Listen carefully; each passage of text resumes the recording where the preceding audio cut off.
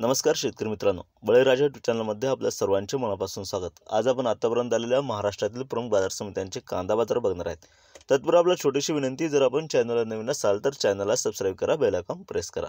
चला तर बघूया सविस्तर माहिती। प्रथम बाजार समिती सोलापूर येथे लाल कांद्याची आवक 7957 क्विंटलची, कमीत कमी भाव मिळाला 200, जास्तीत जास्त भाव मिळाला 2000, सर्वसाधारण भाव मिळाला 1100 रुपये प्रति क्विंटल।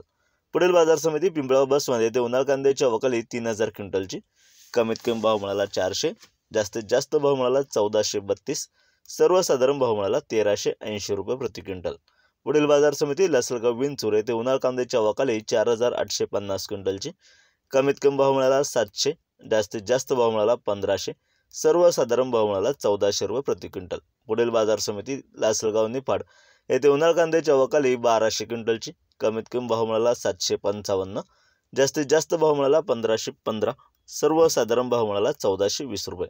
पुढील बाजार समिती नाशिक येथे उन्हाळ कांद्याची आवक 1363 क्विंटलची, कमीत कमी भाव मिळाला 550, जास्तीत जास्त भाव मिळाला 1580, सर्वसाधारण भाव मिळाला 1350 रुपये। असे होते आतापर्यंत आलेले कांदा बाजारभाव। व्हिडिओ आवडल्यास लाईक करा, शेअर करा, कमेंट करा, चॅनलला सबस्क्राइब करा। जय जवान जय किसान, धन्यवाद।